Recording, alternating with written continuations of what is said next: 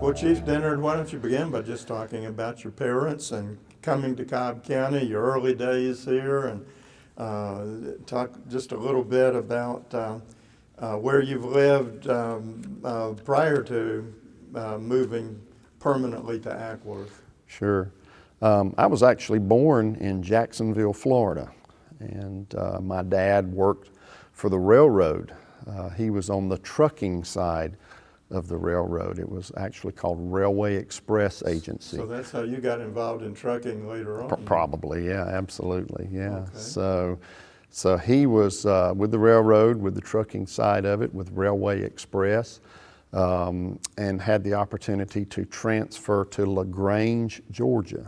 So at an early age, I guess probably 5, we transferred to LaGrange. And we were there for a short period of time before he moved on to the Atlanta terminal with the Railway Express Agency. And so at a very early age, we were, when we first came to Cobb County, we were living off of Bankhead Highway down in the Mableton area. And so I actually started school there at Mableton Elementary.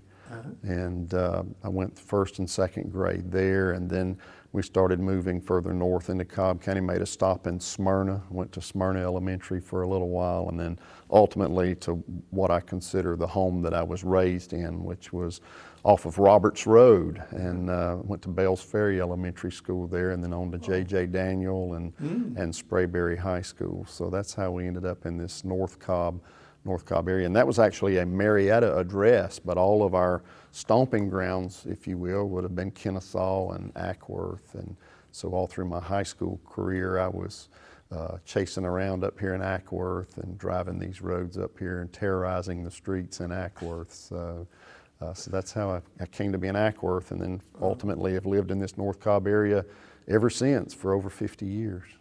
Did you ever have any encounters with the police when you were terrorizing the roads? None that I would want to admit. So no, actually no.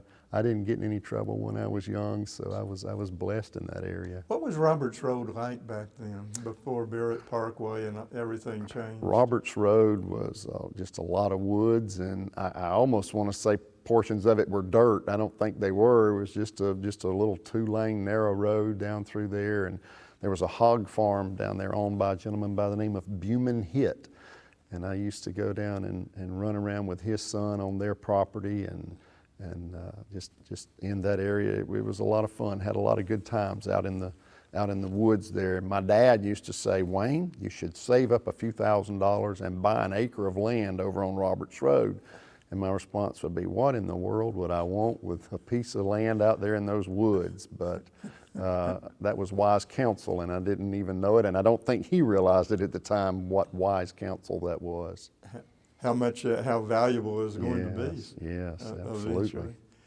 First person I ever did an interview with was J.J. Daniel. Oh, wow. Many years ago. Wow.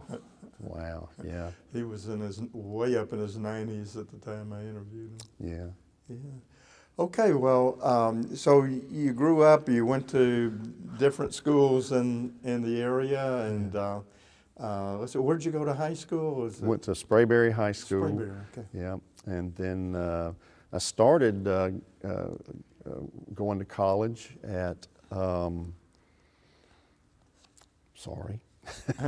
have a little break right there, at what is now KSU. It was and then Kennesaw Junior College. Well, no, it was down on and it ended up being the Polytech school down. Oh, Southern Tech. It was Southern Tech. Yeah. So I started going to college at Southern Tech for just a brief period of time, and decided that the college life wasn't really for me at that point. So my high school job was working at the hardware store downtown Kennesaw. So I left school and just went back full time at the hardware store and made my career there, ended up getting married, and then ultimately followed in my dad's footsteps. I drove a tractor trailer across country for a few years, for about 6 or 7 years, and kind of used that time sitting alone and driving to get my thoughts together and figure out what I ultimately would do in life.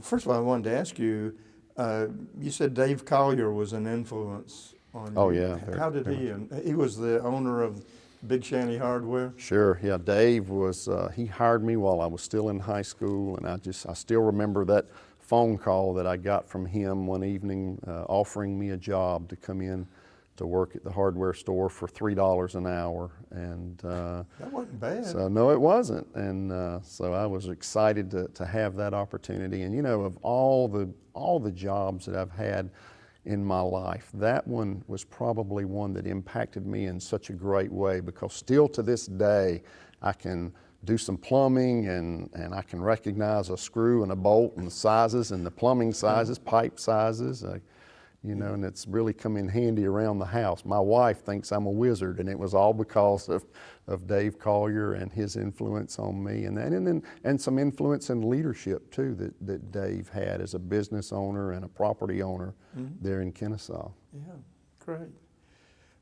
Pine Grove Horse Vans in Kennesaw, show horses, that's what you were pulling around to begin with? Talk about that. Right, while I was working at the hardware store, there was a customer of ours. It was the owner of a stable in the Kennesaw area, and they also had a horse van business where they would haul show horses around the country in tractor trailers. And so that's where I first learned to drive a tractor trailer, and learned a little bit about horses as well. So we would pick up horses in Kentucky and drive them down to Tampa or to Texas or all over in tractor trailers. And so kind of a double whammy, if you will, learning about horses and driving trucks. Well, there used to be a number of horse farms around Cobb County. There was. This horse farm that we have here, we call it Logan Farm. I've actually picked up horses at Logan Farm and hauled them up into the Carolinas and Kentucky and Virginia. And so from right here on for this property that is now owned by the city. And then Watkins Motor Lanes. Yep, I went to work for Watkins Motor Lines in the very early 80s. And that was a really good job for a young man just starting out, and that was an opportunity to make some money, and it was a well-run business. And Watkins Motor Lines, I understand, has now been purchased by FedEx. Okay. Yeah. Well, you could have been a FedEx driver. That's right. Okay, so now you said you had plenty of time to think while you're driving those trucks. Sure. And you got in, what exactly is the mechanical security business? Sure. When I was at the hardware store, going back to that time, learned how to work on locks and rekey locks, and learned about locksmithing, and so over time, and let me say this, I've usually always had more than one thing going. I've had a job, I would be driving a truck and going out and doing lock work, or even working at the hardware store on the side. So I guess maybe that was just the era and the way that I was brought up, is always have something to fall back on. So a little bit of an entrepreneurial spirit. Ultimately, I started a lock and key business and decided, you know, when people think of a locksmith, they think about going around and unlocking cars and such as that. But my thought was more toward the commercial side of that. And so we got into doing big apartment complex rekeys and big businesses, high rises in Atlanta, doing bigger jobs there, door closers and door installations, and that evolved into electronic security and things that we refer to today as card access control and closed circuit television. Oh, so you got into that aspect too? Yes, sir, was in that, and then ultimately had this leading to go into policing, and ended up selling those businesses, and so here we are today.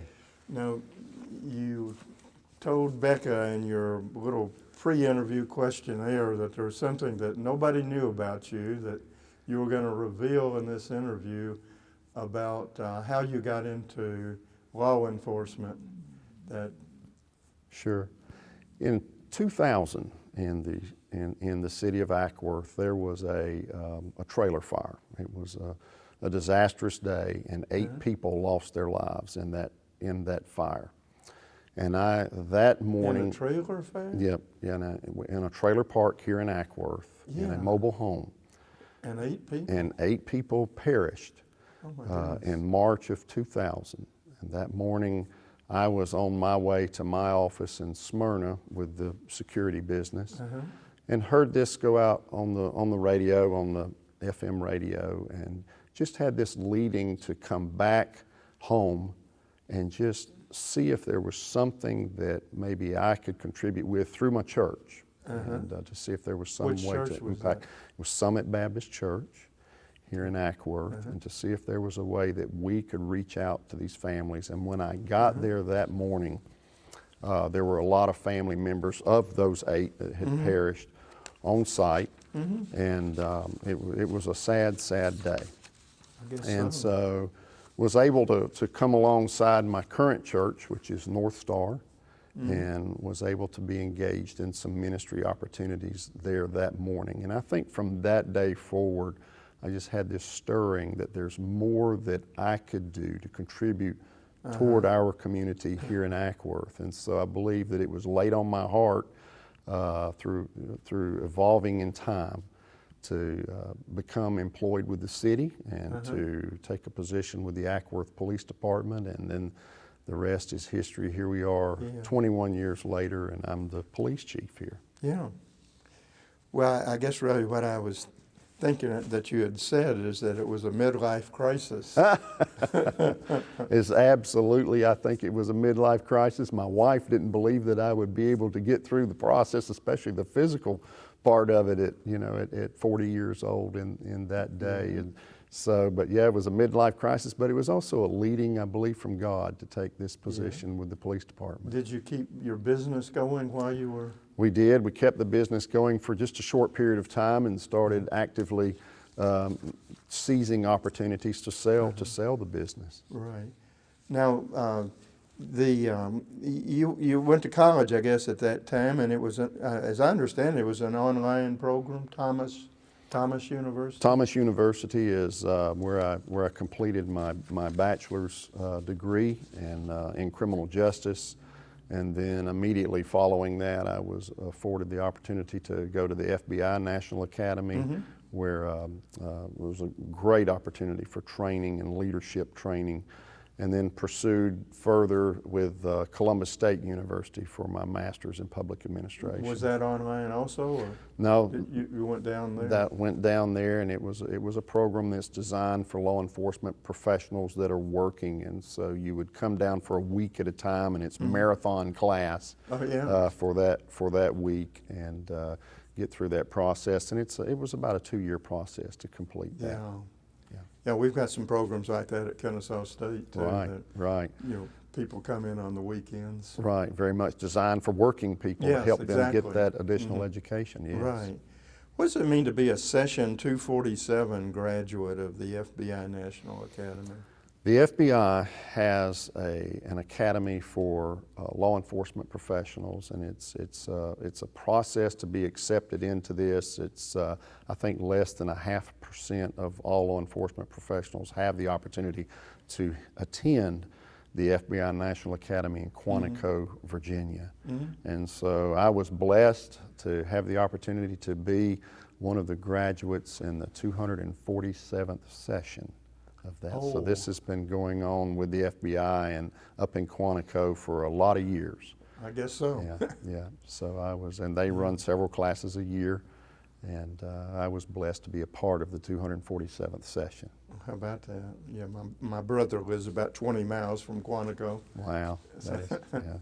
Well, and, there was also a Georgia Law Enforcement Command college that you attended. Was that before or after?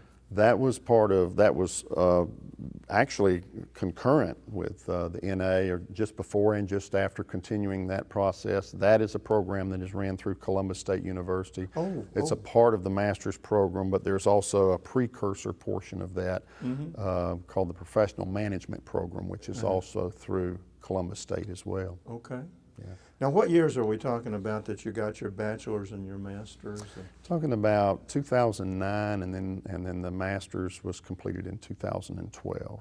Okay, so that's about the time you became chief, That's wasn't it? correct. That's correct. When I was appointed chief, I was just finishing up that master's program at Columbus State University. Was that a requirement to be chief? You know, I don't believe that it was a requirement, but it was my requirement. Didn't hurt. Yeah, that I was going to absolutely make sure that I did the things to make sure that I had the education and the training that I needed to progress.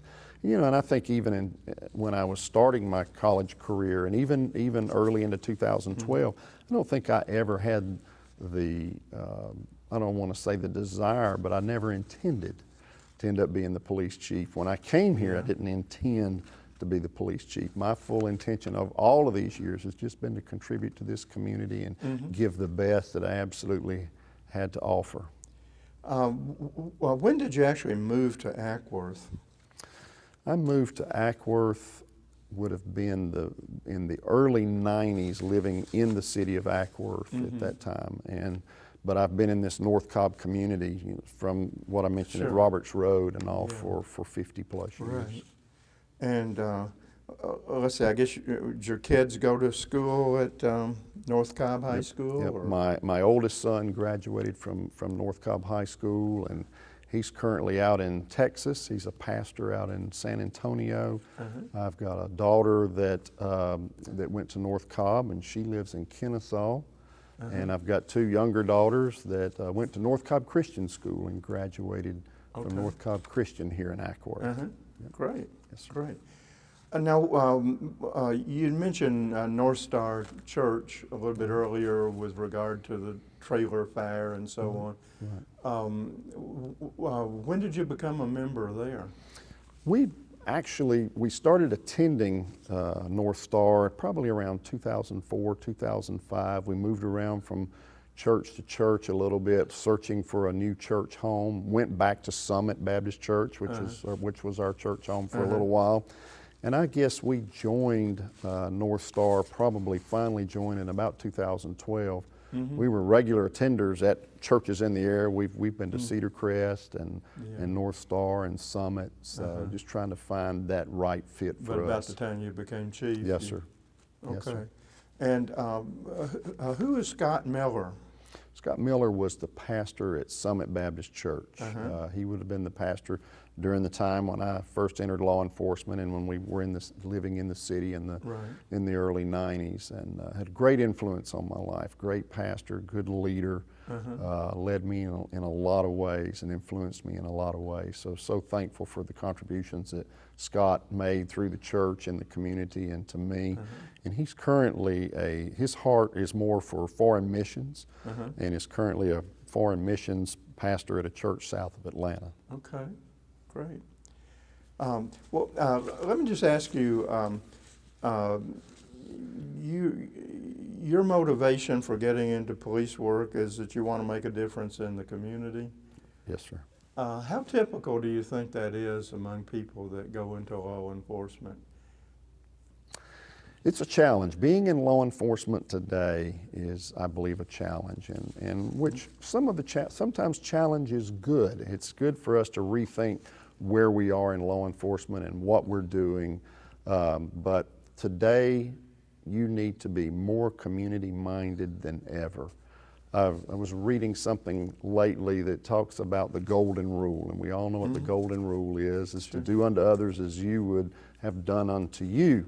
But there's also something that we might refer to as the platinum rule, and that is to maybe think about what it is or the way that others would like to be treated and be open to that level of diversity. So I would challenge law enforcement today to be thinking about that, not only thinking about the way you would like to be treated, but to have a diverse approach to treating others the way that you feel like they would like to be treated, being open to other views, to other thought processes, so forth. Even to give you an example of that, when in our country, when we shake hands with someone, we shake hands with a firm handshake and we look each other in the eye.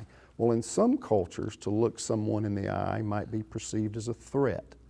So we need to be open to all of these different views and takes in law enforcement and be ready to be accepting of that. Everything is not just the way that we see it through our lens. We need to be open to seeing things through the lens of others. So when you use the word diverse, you're thinking about ethnic diversity within a community, that Hispanics may see things differently than Absolutely. people? When we approach law enforcement today, we need to be thinking from a diverse lens, more than just race, but also different cultures, and being open to, I've heard it described that America is a melting pot. Well, it's even beyond a melting pot, where it's not just a melting pot where everything comes together as one. It's a stew where everybody has a different piece in the soup of America. Right, that's a good way to put it. We used to say salad bowl. Yeah. You know, Yes, sir. as opposed to melting pot. Right. Yeah, stew, I like that. Well, I was interested in your annual report. The last one I guess you've done was 2020. Last one I found at any rate. Yes, sir. Where under goals for 2020, the first thing you had there was a high priority on community policing. Right. Maybe there's been a lot of discussion in the news over the last year with, the George Floyd and everything else, that we need more community policing everywhere in the country. Right. You've got it at the top of your list, it looks like, already. I think if all of our annual reports are going to list high priority on community policing, I think that would be the case for the previous years and in the current years. We have always got to have a high priority on community policing, and that is being ready and able to be in the community, making relationships with the community, and learning from the community, and doing the best that we can to police our community. And we interviewed Lamar Allman a month or so ago, I guess, and he's been involved with that. How much training do you do with your officers on community policing or diversity and those kinds of things? Sure. Every year we provide training for community policing, diversity, and all of those requirements, as they should. And they've, by the way, just recently started being required by the state.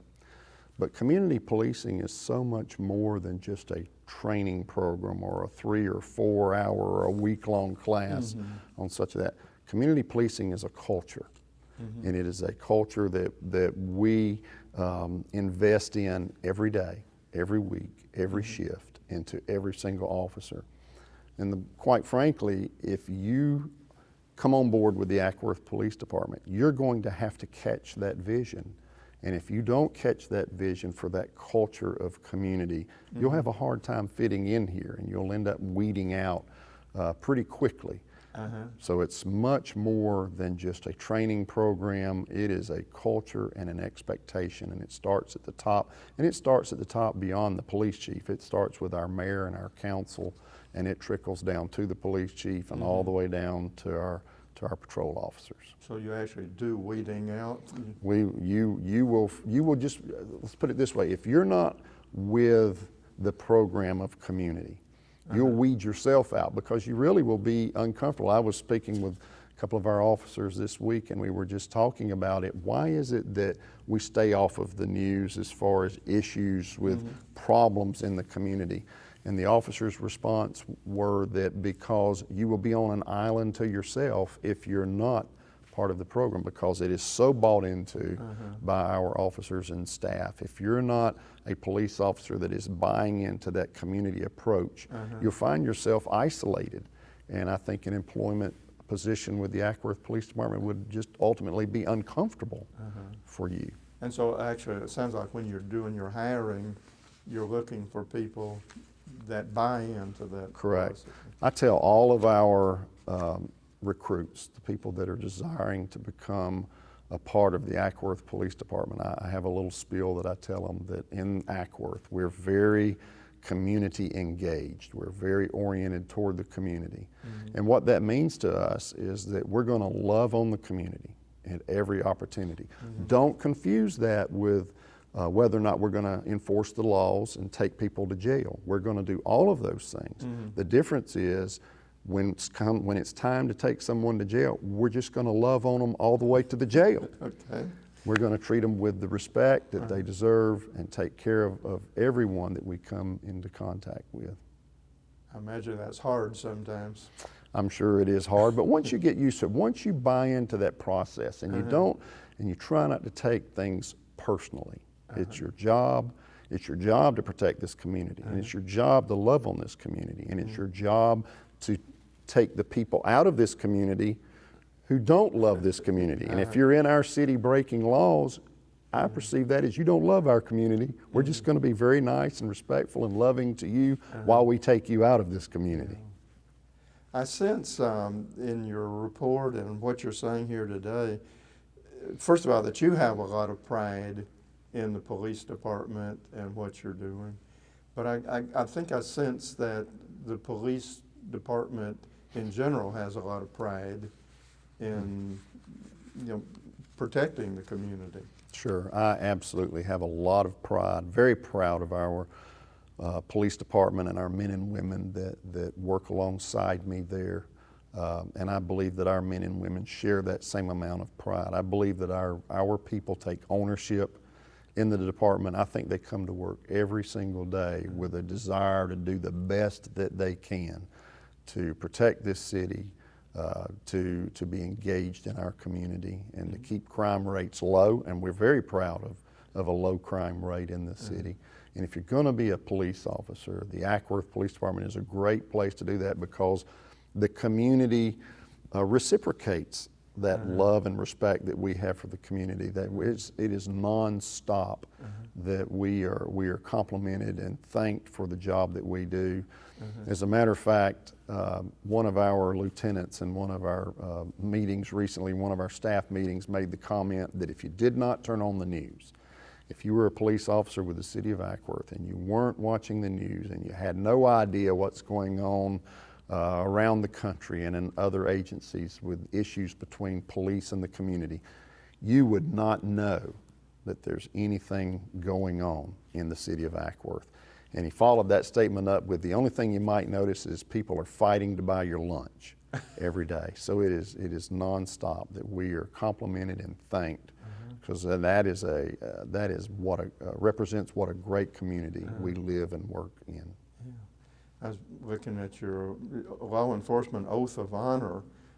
Do the officers actually know what the oath of honor is? Well, they may not be able to quote it, but it's on the wall inside their squad room. And and our oath of honor, if you think about it, and we've kind of got that pared down to just a very simple statement, and it's our value statement that's in their squad room that they see every single day when they come to work, and that is to spend time and do the right thing.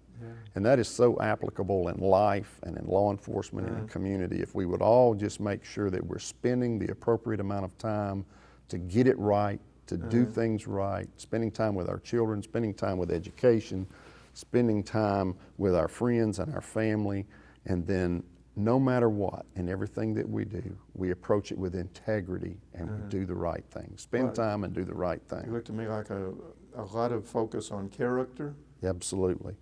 Absolutely. Lots of focus on character at our police department. On my honor, I will never betray my badge, my integrity, my character, or the public trust. That's correct. I will have the courage to hold myself and others accountable for our actions. That's correct. And that's pretty good, keeping themselves accountable. That's also right. For what That's they right. do. I'll always uphold the Constitution, my community, and the agency I serve. Sure. I know that about 26% of people in Acworth proper are African American. What's the percentage in the police department? Our percentage in the police department does not mirror the community. I wish it did. But the problem would be is bring me the applications. We need more African Americans to have an interest in getting into this career and doing this job. So we are not where I would like to see us with the number of African American employees within our police department. I'd love to have more applications. So if you can help me go out and recruit some African Americans for our agency, I'd love to talk to them. Do you think it's because of suspicion or fear or unpleasant encounters with the police in the past? It's possibly a perception of, current perception of law enforcement, I'm sure, has impacted the number of African Americans willing to apply and put on the badge and the gun and go out and do this job. I absolutely think that has affected us in our industry overall around the country. But now is a time where we need more people, more diversity within all of our police departments, and we need these diverse groups to be willing to step forward and be a part. Mm-hmm. You go into the schools at all, the North Cobb High School or anywhere? Absolutely, we are in the schools continuously. We have a wonderful Explorer program that is engaged at North Cobb High School, and it's not just North Cobb. We take students from Allatoona and North Cobb Christian and North Paulding High School, and so we have a couple of great officers who their heart is for high school students, and they are spending a lot of time in this Explorer program. We're also highly engaged in the athletics departments at North Cobb High School, spending a lot of time with the athletes and encouraging them and just supporting them in a lot of ways and trying to make that positive influence. We're not there all the time just trying to recruit students to get into law enforcement, but we're building those relationships. Again, spending time and then doing the right thing. Right. I was interested that you had racial demographics in your annual report for 2020, and it looked to me like African Americans are a bit more likely to be arrested than their percent. You know, the percentage of arrests are 39% African American in 2019 compared to 26% in the population. Citations are about the same, so it looks like whites are more likely to get a citation, blacks get arrested. But you know, it's not a big difference, but there is a slight difference. Right. There's not a large gap between our demographic population in the city and our arrests and citations. We like to say that there is no disparity in our arrests and citations within the city of Acworth. That's your goal? That's correct. And actually, you have 29% African American population in 2019. I was thinking it was 2016 in the last census, but I mean 26% in the last census, but it's in that ballpark at any rate. Right. Yeah. And 18% other. I guess most of those would be Hispanic. Hispanic and Asian community. And their arrest is very low. Right. Okay. Yep. We like to say there's no disparity in our arrest and and that's our goal. And I think we've done a really good job keeping our disparity numbers very commensurate with the population. Yeah.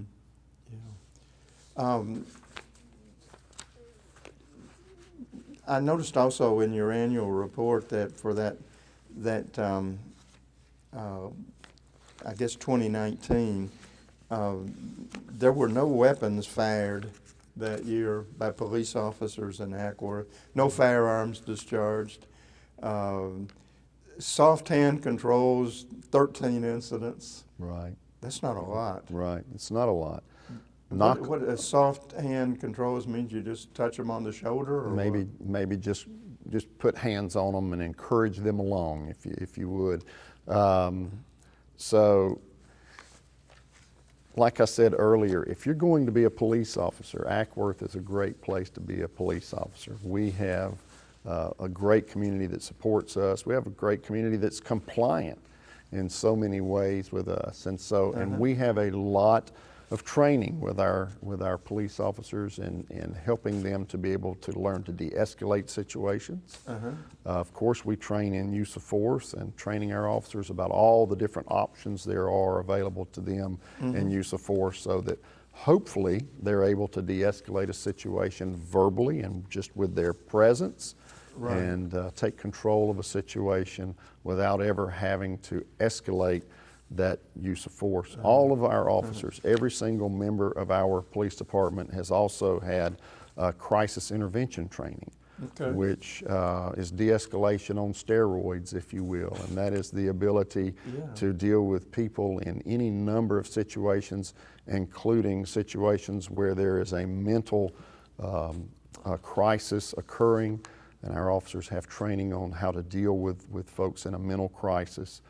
They have training on how to deal with individuals who are impaired in some way in order to try to take these people into custody or take control of the situation without ever having to resort to a use of force. I noticed that, I can't find the statistic right now, but something like average of 97 hours of training per staff member Correct. for them. In our police department, our officers average near 100 hours of training every year. The state's requirement is 20 hours of continuing education for your state requirement to retain your policing credentials. But in our department, we far exceed that. We offer a lot of training, and our officers are on board with stepping out there and volunteering for a lot of training. Is this training on job time or on their own time? No, absolutely. We pay our officers for their training, and it is training in all the high liability issues as far as other trainings that the officer may be showing interest in to help him or her further along in their career. You had some interesting statistics from 2019 on crimes in Acworth. No murders in 2019. That was good news. Yep. What's the difference in a robbery and a burglary? Well, a burglary definition is when someone comes into your property with the intent to commit a felony. Okay. So in other words, they've entered your home or your business and you're not there necessarily, and they take something of value that rises to the level of a felonious offense. Okay. That is the definition of burglary. A robbery would be that if I rob you and take something from your person, may be the easiest way to describe what a robbery is. Okay, So a burglary would be a crime. Has to be in a home or business. That's right. Your property. A burglary would be, maybe the easy way to say a burglary would be a property crime, whereas a robbery would be a person's crime. So you're walking down the street and somebody hits you? That's correct. Or I guess in this case, steals something, Right. picks your pocket? Right. Or even intimidates you to the point of handing over your personal belongings, even without physically contacting you. And there was very few of those in 2019 Correct. in Acworth. Correct. Very low crime in the city of Acworth, and we're going to keep it that way. A lot of shoplifting. We do. You think we do encounter a good bit of shoplifting in the city, and you have to realize that we have a pretty sizable retail corridor out on Cobb Parkway, 41. So these retail establishments, that is a continuous battle for those folks to deal with shoplifting. And so we obviously take reports on those crimes and support those merchants in locating and tracking down and bringing to justice those people who are stealing from our local merchants, our retailers. We were talking before the interview started with an incident this last year that involved Cobb County Police and Acworth property. Can you talk a little bit about the relationship between the police department for Acworth, which is a pretty small town, 22,000 people, I guess, Right. And the Cobb County Police and Kennesaw Police, Sure. and such as that? Sure. I think what most people probably don't realize is that when you live in this area and you have an Acworth address, you can live in the city of Acworth proper, the incorporated portion of the city of Acworth. You can live in unincorporated Acworth, which is Cobb County, so outside the jurisdiction of the Acworth Police Department. You can have an Acworth address and live in Cherokee County, Bartow County, or even Paulding County. But the city of Acworth, our jurisdiction, is all within the county of Cobb.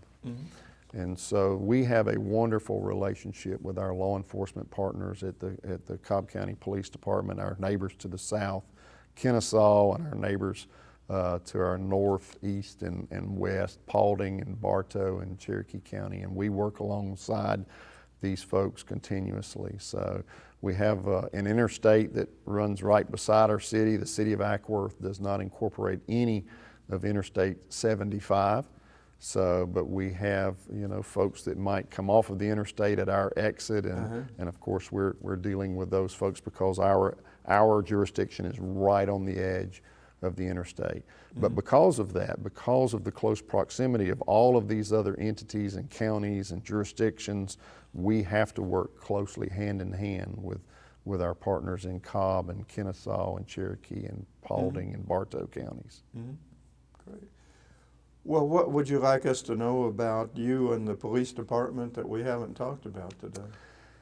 I think that the only thing left that I would like to share is that I love this community. I am here for this community. I'm here to fulfill a calling, I believe, to be a part of leading in the community of North Cobb and Acworth. And so, and I believe that I'm fulfilling that promise, and just love the community, and our people in turn seems to love us as well. So I am so thankful for the opportunity to serve here, and so thankful to serve in this particular community, and so thankful for the response that we get and the support that we get from the community.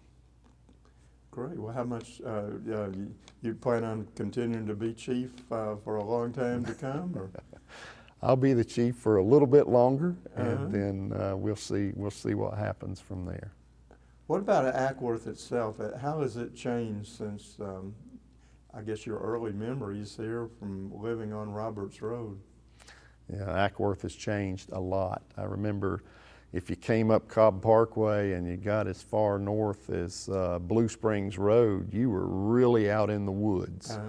And so obviously you look at it, that retail corridor on Cobb Parkway, and it has just filled up and grown immensely. I remember the Welcome to Acworth sign, which was right there at Nance Road and Main Street, 293 at the time. And so now think about how far the city limits have expanded since then, since I was a child.